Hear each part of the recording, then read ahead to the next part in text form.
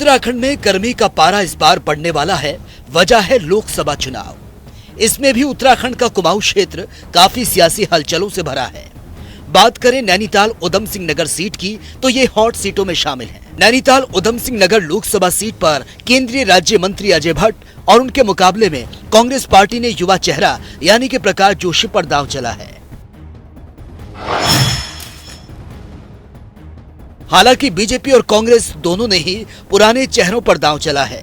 इस क्षेत्र के दो जिलों नैनीताल और उधम सिंह नगर को मिलाकर साल 2009 में एक लोकसभा सीट बनाई गई। ये लोकसभा निर्वाचन क्षेत्र उत्तराखंड के 5 लोकसभा निर्वाचन क्षेत्रों में से एक है। यहाँ के चुनावी गणित से पहले जरूरी है यह जानना कि यहाँ का जातिवार गणित आखिर क्या कहता है। 15 विधानसभा सीटों को समेटे हुए इस सीट पर मुस्लिम, बंगाली और सिख वोटर्स का दबदबा रहा। वहीं ओबीसी वोटर लगभग 30% हैं। साल 2019 में लोकसभा चुनाव में इस सीट से बीजेपी के अजय भट्ट ने जीत हासिल की। उन्हें 7 लाख से ज्यादा वोट मिले, जबकि कांग्रेस के हरीश रावत को 4 लाख वोटों से ही संतुष्ट होना पड़ा और बसपा के नवनीत अग्रवाल महज 28,000 वोटों के साथ तीसरे नंबर पर रहे। सियासत का गणित आबादी की संख्या पर भी निर्भर करता है, लिहाजा नैनीताल उधम सिंह नगर लोकसभा सीट पर लगभग 19 लाख वोटर अपने मताधिकार का इस्तेमाल करते हैं। इस क्षेत्र में ग्रामीण आबादी 63.11% है, जबकि शहरी आबादी 36.89% के करीब है। इसमें 16.08% अनुसूचित जाति की हिस्सेदारी है, जबकि 5.17% अनुसूचित जनजाति की आबादी है। यहाँ पर 15 से 18% क्षत्रिय और ब्राह्मण हैं, जबकि 17 से 18% के करीब ओबीसी आबादी है। साथ ही 15 के करीब मुस्लिम आबादी भी अपने मताधिकार का इस्तेमाल करती है। उधम सिंह नगर सीट पहले चर्चा में तब आई थी जब 1991 में बीजेपी के बलराज पासी ने कांग्रेस के दिग्गज नेता नारायण दत्त तिवारी को हराया था। तब ये चर्चा थी कि तिवारी प्रधानमंत्री बन सकते हैं। लोकसभा सीट के गठन के बाद से ही इस पर राजनीतिक दलों के बीच एक कड़ी टक्कर देखने को मिली, जिसमें कांग्रेस और बीजेपी खास तौर से चुनावी रण का हिस्सा हैं। इस लोकसभा सीट का बड़ा हिस्सा मैदानी क्षेत्र में है। इनके अपने अलग अहम मुद्दे हैं। सड़कों का चौड़ीकरण और सुधारीकरण, दूर दराज तक स्वास्थ्य सेवा की पहुंच, पंतनगर स्थित हवाई अड्डे का विस्तार, रुद्रपुर में मेडिकल कॉलेज की स्थापना, ईएसआई हॉस्पिटल का अधूरा पड़ा काम, नेशनल हाईवे 125 से नेशनल हाईवे 87 का निर्माण कार्य, हल्द्वानी में अंतर्राज्यीय बस अड्डे का निर्माण। ये तो बस कुछ मुद्दे हैं। ऐसे कई और भी मुद्दे हैं जिन्हें लेकर नैनीताल उधम सिंह नगर का वोटर मतदान करने जाएगा। इन पर जनता क्या राय रखती है वो भी सुन लीजिए। नैनीताल के विकास के लिए जैसे यहाँ पर सबसे बड़ी पार्किंग की समस्या है और स्थानीय ग्रामीण लोगों के लिए भी जो पार्किंग की है वो व्यवस्था नहीं हो पाती है। तो हम सरकार से चाहेंगे जो भी सरकार बने तो उसमें इन ग्रामीण क्षेत्रों के लिए पार्किंग की व्यवस्था करे, जिसमें वो महीने भर का, साल भर का जो पास जैसे पास बनता है उसी तरह से उनको बनाया जाए, जिससे स्थानीय लोगों को फायदा रह सकता है। और आगे के जो पर्यटक है उसको बढ़ावा करा जाए। कई झीलें हैं उसका सौंदर्यीकरण करा जाए, यहाँ रोडें ठीक करी जाएं और यही सरकार से आगे आने वाली सरकार से उम्मीदें करते हैं। ना उनके लिए पार्किंग की व्यवस्था नहीं हो पाती तो बन रही है पार्किंग और आगे को भी बढ़ाया जाएगा। तो इसमें जो है स्थानीय लोगों को उस पार्किंग में भी वो देना चाहिए, जिससे कि वो साल भर का एक बार पैसा दे और उनको छूट करी जाए, जिससे कि स्थानीय लोगों को भी ये पर्यटक का फायदा मिले और पर्यटक को भी फायदा मिले। नैनीताल में ऐसा कोई बदलाव तो हुआ नहीं है अभी, है? क्या पता आने वाली सरकारें बदलें, वो बात अलग है। सर नाम बता दीजिए। नानू। ये आपका नाम? हाँ, नानू है मेरा नाम। अच्छा, ये नैनीताल के निवासी हैं आप? जी, 7 नंबर रामनाथ स्टेट मजीदाल। ये मैं कह रहा हूँ कि ये सवाल ये है कि अभी 19 तारीख को यहाँ पे इलेक्शन होने वाले हैं। जी। और चुनाव का दौर चल रहा है। जी हाँ। तो क्या आप एक आम नागरिक की तरह क्या उम्मीदें रखते हैं, क्या बदलाव और होने चाहिए, विकास होना चाहिए, किन बातों पर? सबसे पहले विकास तो साहब ये है कि सबसे पहले रोजगार होना चाहिए। अगर रोजगार है तो सब विकास होते रहेंगे। अगर रोजगार नहीं है तो आदमी चोरी डकैती करेगा, फालतू घूमेगा ना। और उसने करना क्या है, खाली दिमाग शैतान का क्या रखा है। तो कोई ना कोई काम ऐसा होना चाहिए रोजगार कि जो आदमी चलते रहे अपना। नेता कोई भी नेताजी आए तो उनको काम, हमें काम मिलना चाहिए। हमें यही विकास चाहिए, और क्या चाहिए हमें बताइए। कोई यहाँ खेती बाड़ी तो है नहीं, रोजगार ही चाहिए बस सबसे पहले तो। पर्यटन के हिसाब से जो यहाँ पर नैनीताल है, लोग लगातार यहाँ पर आते हैं, तो इसे कैसे देखते हैं आप कि क्या कुछ पर्यटन के हिसाब से यहाँ पे कुछ होना चाहिए, बदलाव होना चाहिए, या कुछ चीज़ें ऐसी होनी चाहिए इससे फ़ायदा हो? नहीं, पर्यटन के साथ सबसे पहले तो पार्किंग होनी चाहिए। हाँ। समझ गए ना, पार्किंग है तो पर्यटन अपनी सुविधा अनुसार होटल में भी करेगा। जहाँ तहाँ गाड़ी खड़ी करेगा तो सभी को नुकसान है उसमें। ठीक, नाम बता दीजिए। मेरा नाम प्रताप सिंह जीना। आप स्थानीय निवासी हैं आपने? मैं नैनीताल का स्थानीय निवासी हूँ, तहसील तल्लीताल का रहने वाला हूँ। ग्राम चोपड़ा, पोस्ट ऑफिस जेलीकोट का हूँ मैं। हाँ। 19 तारीख को चुनाव प्रस्तावित हुए हैं उत्तराखंड के अंदर। जी जी। तो कैसे देखते हैं, क्या क्या चीज़ें हैं, क्या क्या मुद्दे हैं जो आप यहाँ नैनीताल के रखना चाहेंगे? अब हमारे नैनीताल के हिसाब, उत्तराखंड के हिसाब से तो यहाँ पर कोई पार्टी ऐसे है नहीं, केवल बीजेपी के अलावा हमारे जो विचार हैं यहाँ पे, जिसमें हम आज तक चले हुए हैं, और कोई पार्टी यहाँ पर बिल्कुल भी उसका वो नहीं है। तो हम तो नहीं कह सकते हैं और के बारे में। स्थानीय समस्याएं क्या क्या है जो आपको लगता है कि जो कैंडिडेट चुन के आएगा उसको देश में संसद के सामने चीज़ें रखनी चाहिए स्थानीय समस्याओं को लेकर? स्थानीय समस्याएं गांव की रोडें हैं, और पानी का है, लाइट का है स्थानीय समस्या। और स्थानीय लोगों के लिए बेरोजगारी है यहाँ पर काफ़ी।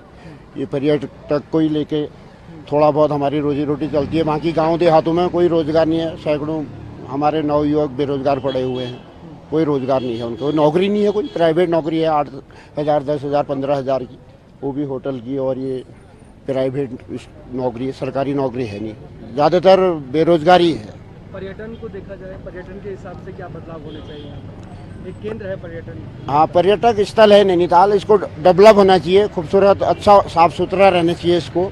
पर्यटक यहाँ पर आता है, काफ़ी पैसा खर्च करता है, हम लोगों की रोजी रोटी उसी से, पूरा घर चूल्हा उसी से चलता है हमारा। मुझे भी यहाँ पर 40 साल हो गए हैं। मैंने भी यहाँ पर आकर के मैं कहीं अभी तक हिला नहीं हूँ। उसी से रोजी रोटी, घर, मकान, दुकान सारा मैंने जोड़ा है। अपनी गृहस्थी का पूरा ही गांव में घर है मेरा, मकान बना रखा मैंने अपना, यहीं से, इसी पर्यटक से ही बना रखा है। नाम बता दीजिए। मेरा नाम रविंदर है सर। मैं hotel guide and tourist guide का काम करता हूँ। अच्छा रविंदर, ये बताइए कि जिस तरह से पर्यटन स्थल है जी नैनीताल, जी सर। तो क्या स्थिति है इस वक्त, कितना अच्छा चल रहा है या क्या बदलाव होना चाहिए? नहीं, वैसे तो सही चल रहा है सर, काम तो ठीक ठाक है। पर थोड़ा सा यहाँ पे दिक्कत जो है, पार्किंग की बड़ी दिक्कत है यहाँ पे नैनीताल पे ना। टूरिस्ट तो बहुत ज़्यादा मात्रा में आता है, पर पार्किंग के लिए बड़ी दिक्कत का सामना करना पड़ता है। हालांकि होटल भी कम है जिनमें पार्किंग है, स्पेस नहीं है, तो पार्किंग की दिक्कत है यहाँ पे। अगर पार्किंग हो जाए तो बढ़िया हो जाएगा सर काम। आप जी, आप युवा भी हैं, यहाँ पे लोगों से मिलते भी हैं, सब कुछ है जी। तो पर्यटन जो है यहाँ पे बहुत उछला है, हमने देखा पिछले 10 सालों में यहाँ पे। जी सर, जी जो सर। लोग आने भी बहुत ज़्यादा शुरू हैं। जी सर। क्या ये बात, आप टूरिस्ट गाइड भी, क्या लोग सही में ज़्यादा आना शुरू हो गए हैं? जी बिल्कुल। वैसे पहले की तुलना में बहुत लोग आते हैं। कोविड के बाद तो बहुत अच्छा काम है यहाँ पे, बहुत सही चल रहा है। वैसे कुछ ऐसी दिक्कत नहीं है, बहुत बढ़िया है। कोविड में यहाँ दिक्कत आ गई थी काम करने? हाँ, कोविड में तो दिक्कत आई सर। उसके बाद तो बहुत लोगों के जॉब भी चले गए थे, और उसके बाद काम भी कम हो गया था। उस टाइम पे तो बहुत दिक्कत आई। उसके बाद लेकिन बहुत अच्छा चल रहा है दिनचर्या सभी लोगों का, हम लोगों का भी सही चल रहा है।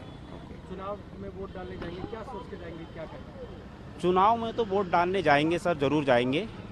चुनाव में वही सोच रखा है, जो अच्छे कैंडिडेट के हिसाब से वोटिंग करेंगे। अच्छा, जो हमारे क्षेत्र का विकास करे, हमारे प्रदेश के लिए कुछ काम करे।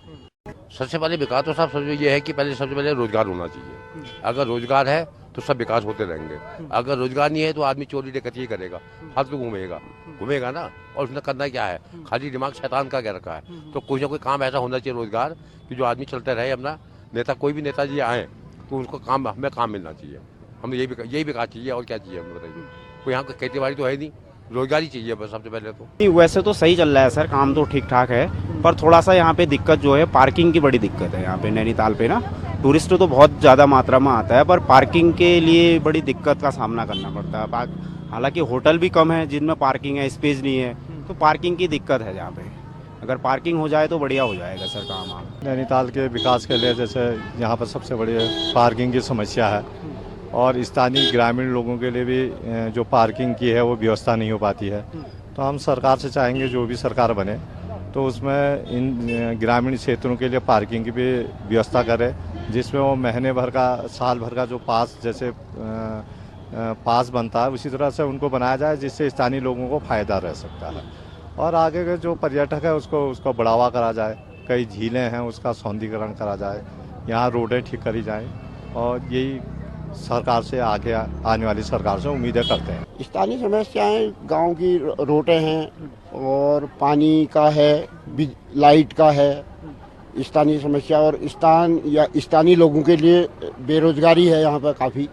ये पर्यटक को ही लेके थोड़ा बहुत हमारी रोजी रोटी चलती है, बाकी गांव देहातों में कोई रोजगार नहीं है। सैकड़ों हमारे नवयुवक बेरोजगार पड़े हुए हैं, कोई रोजगार नहीं है उनको, नौकरी नहीं है, कोई प्राइवेट नौकरी है 8,000 10,000 15,000 की, वो भी होटल की, और ये प्राइवेट नौकरी, सरकारी नौकरी है नहीं, ज़्यादातर बेरोजगारी है। दीजिए अपना।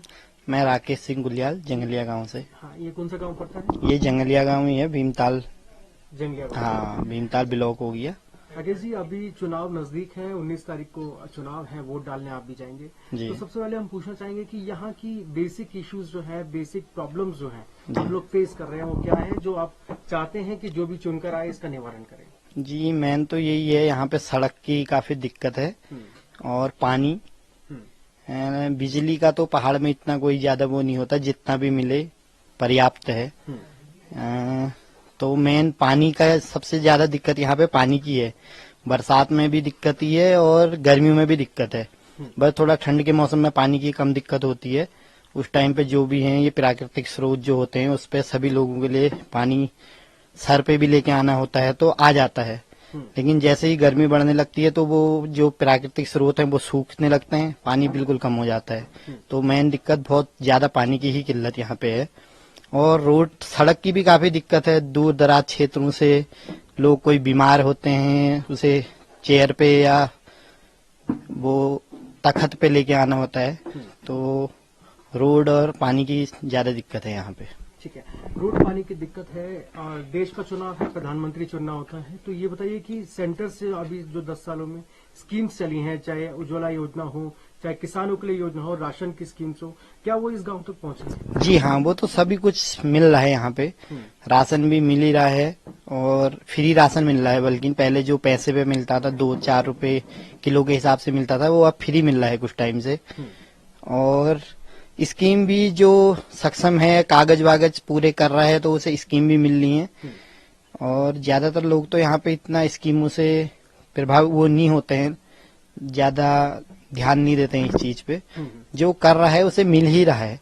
अच्छा, ये किसान निधि योजना क्या यहाँ तक पहुँच पा रही है? जी हाँ, वो तो लगभग सभी को, कोई 100 में से 2-4 ही लोग ऐसे हों जिसे नहीं मिल रही होगी, नहीं तो ज्यादातर मिल ही रही है किसान सम्मान निधि। किसान सम्मान निधि मिल जी हाँ, वो मिल रही है सभी को। उज्ज्वला योजना क्या इस गांव तक पहुंची है? क्योंकि उज्ज्वला योजना प्रधानमंत्री जी ने कहा था कि गांव हर गांव तक पहुंचाएंगे। हाँ जी, पहले तो वो इस ऐसे टाइप के लोगों को मिल रही थी जो जिसके पति न हो या जो बहुत गरीब हो, इस टाइप से मिल रही थी। अब फिर बाद में ये सभी लोगों को जो भी आवेदन कर रहा था उसे मिलने लगी। जी, नाम बता दीजिए अपना। सतीश चंद्र भट्ट, जंगल कौन सा एरिया पड़ता है? ये भीमताल ब्लॉक, जिला नैनीताल, विकासखंड भीमताल, ग्राम सभा जंगलिया गांव। ये बूढ़ा दूरा यहाँ मेन जंगलिया गांव का पार्ट है ये। जी, बताइए कि चुनाव आने वाले नजदीक है, 19 तारीख को उत्तराखंड में भी चुनाव है, लोकसभा। जी, सभी भारतवर्ष में है। हाँ जी। तो क्या दिमाग में चीजें रहने वाली हैं जब आप जाएंगे? बेसिक इश्यूज यहाँ के क्या है जो आपको लगता है कि एड्रेस होने चाहिए? नहीं, बेसिकली चीज तो काफी है, क्योंकि जिला मुख्यालय के बिल्कुल नियरेस्ट है ये गाँव, ज्यादा दूर नहीं है। नैनीताल भीमताल यहाँ पर क्या नाम कहते हैं, विकास भवन है, जिला मुख्यालय है, तो उसके हिसाब से यहाँ काफी डेवलप होना चाहिए था हमारे हिसाब से। तो रोड हमारे 13 साल हो गए हैं, अभी डामरीकरण नहीं हो पाया है। और प्रधानमंत्री जी की बहुत ही महत्वाकांक्षा योजना है, हर घर नल हर घर जल वाला है। अभी तो ये प्रोसेस में चल रहा है, ये अभी हो रहा है, मतलब इसमें थोड़ा सा समय लगेगा क्योंकि हमारी एरिया बहुत लंबी चौड़ी ग्राम सभा है ये, इसका क्षेत्रफल काफ़ी व्यापक है। और क्या नाम कहते हैं, इसके हर घर नल हर घर जल वाले की सुविधा नहीं होनी चाहिए।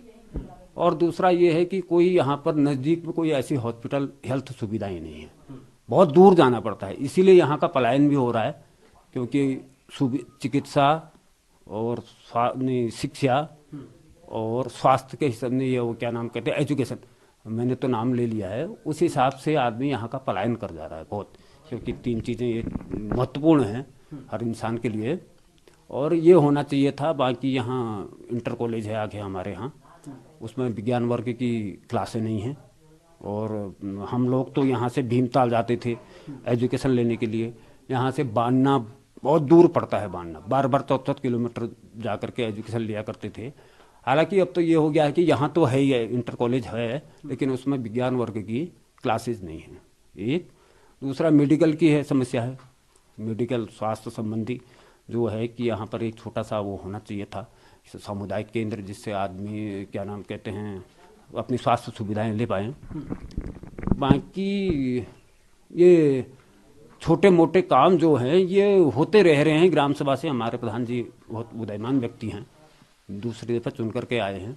वो इन चीज़ों को जैसे टैंक बनाना, सीसी बनाना, और गौशालाएँ हो गई, बकरी बाड़ा हो गया, ये चीज़ें कार्यदायी संस्था जो हमारे ब्लॉक हैं वो हमें देते आ रही हैं।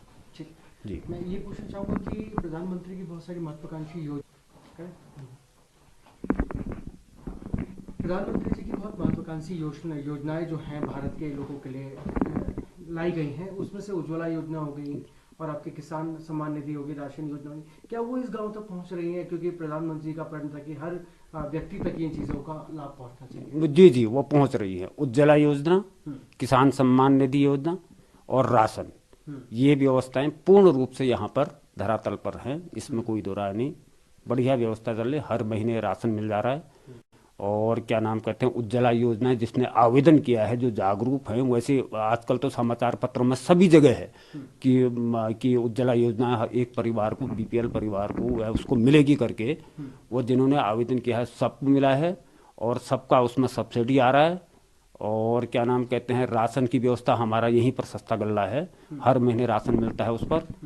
और क्या बताया आपने तीसरा राशन का है? हाँ, राशन, उज्ज्वला और किसान सम्मान निधि, दो उसके पात्र हैं, उनको सबको मिल रहा है। हो गई उज्ज्वला योजना हो गई, या फिर हम कहते हैं कि राशन वाली स्कीम्स जो हैं, जो प्रधानमंत्री का लक्ष्य है कि हर एक आदमी के पास पहुंचना चाहिए जिसको इसकी जरूरत है, तो क्या इस गांव तक वो योजनाएं पहुंची हैं या नहीं? हाँ, योजनाएं पहुंची है सर। योजना इस गांव क्या मतलब जहाँ तक संभव है हर जगह ये योजनाएं पहुंच रही हैं, और ये एक अच्छा सराहनीय कदम है। और कहते हैं जो प्रधानमंत्री के बारे में अगर कहा जाए तो एक अच्छा नेतृत्व भारत को मिला हुआ है, विश्व पटल पर भारत की अपनी शाख है, और धीरे धीरे करके कई योजनाएं परवान चल रही हैं। बहुत अच्छा है, इस कार्य को सराहनीय कहना चाहिए। राशन योजना होगी, क्या इस गांव में राशन योजना लोगों तक पहुंची है? हाँ, पहुंची है सर। जो निःशुल्क राशन मिल रहा है वो मिल रहा है, कोई ऐसी राशन की कोई समस्या नहीं है। हमने यहाँ देखा किसान की भी बहुत भूमिका है इस गांव के आसपास, हम लोगों ने देखा।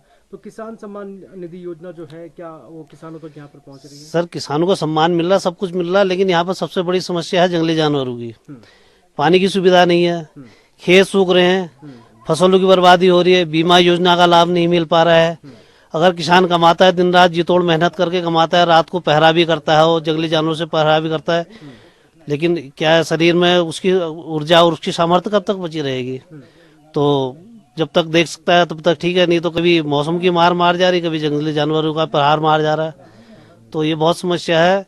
बहुत जी तोड़ हाथ तोड़ मेहनत करते हैं यहाँ के किसान, यहाँ की महिलाएं, बच्चे, और जो उनका क्या कहते हैं मेहनत भी है, पढ़ाई भी है, उसके साथ और कार्य भी हैं। तो सर समस्या बहुत है। तो कृषि प्रधान देश तो भारत है, लेकिन लोग अब कृषि से मुंह मोड़ते हुए जा रहे हैं। क्यों? समस्या ये है, करने के बावजूद भी कुछ मतलब विशेष हासिल नहीं हो पा रहा है।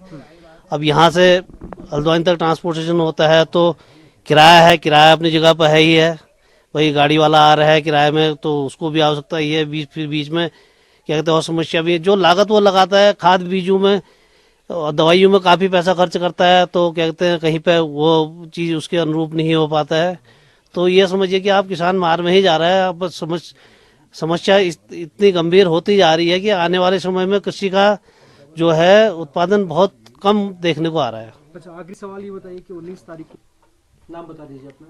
मेरा नाम राधा कुल्याल है, मैं जंगलिया गांव की प्रधान हूँ। अच्छा दादा जी, गांव में हम लोग घूमे, हम लोगों ने बहुत सारी जो लोगों से बात करी जी। तो आपसे हम जानना चाहेंगे, आप प्रधान हैं यहाँ के, क्या क्या गांव में इस वक्त समस्याएं हैं, किन किन चीज़ों का समाधान हो चुका है या और किस चीज़ों का समाधान होना बाकी है? हमारा समाधान होना है जंगलिया गांव में। सबसे पहले तो प्राथमिकता हमारी इंटर कॉलेज में विज्ञान वर्ग की कक्षा का है। दूसरा है हमारा बुढ़ाधुरा तोक जंगलिया गांव का, उसमें डामरीकरण का है दूसरा। तीसरा है हमारा सीमाला रोड का है, क्योंकि हमारा 6 किलोमीटर होगा वहाँ रोड, अभी तक देश आज़ाद हुआ होगा अभी तक वहाँ रोड नहीं गई है। ये बड़ी समस्या है हमारी। और बाकी तो बहुत अच्छे कार्य हुए हैं, पिछले कार्यकाल में भी बहुत अच्छे कार्य हुए। पंचायत घर हमारा बना, आंगनबाड़ी भवन बना, छोटे छोटे कार्य हुए और हमारे 70 लाख की वो प्रधानमंत्री सड़क बनी। और मैं सभी अपने जो हमारे जनप्रतिनिधि हैं उन लोगों के साथ मिलकर मैंने कार्य किया। तो ये बताइए कि जो प्रधानमंत्री की योजनाएं हैं क्या वो आपके गांव तक, लोगों तक पहुंची हैं? जी पहुंच रही। जैसे कि हमारे प्रधानमंत्री जी ने हमारे वो जन धन योजना चलाई है, वो भी आई। और जो हमारे ये उज्ज्वला कनेक्शन है वो भी हमारे गरीब परिवारों को मिला, जो राशन का है वो भी मिला। सारे कार्य हुए हमारे गांव में। किसान सम्मान निधि जो है क्या वो गांव तक पहुंची? क्योंकि हमने देखा वहाँ खेती हो रही थी। जी पहुंच रही, वो किसानों तक पहुंच रही 6,000 साल के हिसाब से। अच्छा ये बताइए कि चुनाव आने वाला है, 19 तारीख को चुनाव है जी। क्या चीजें मन में आप लोग लेकर जाएंगे, वोट डालेंगे और गांव को हम तो आंख बंद करके जाएंगे इस बार वोट देने। हाँ, आंख बंद कर वोट कर जाएंगे? हाँ वोट कर रहे हैं हम। लोगों को आप बताएंगे कि वोट देना है क्योंकि बहुत बड़ा पर्व है 19 तारीख। जी जी जी जी बिल्कुल, लोगों को जागरूक करेंगे हम गांव में। अभी हमारे भागवत हुआ था, मैंने लोगों से, सभी जनप्रतिनिधि आए थे, खुश हैं हमारे राज्य मंत्री, उनसे अजय भट्ट जी से उनका धन्यवाद करूंगी कि हमारे गांव में आए, हमारी शोभा भी बढ़ाई और जागरूकता भी फैलाई।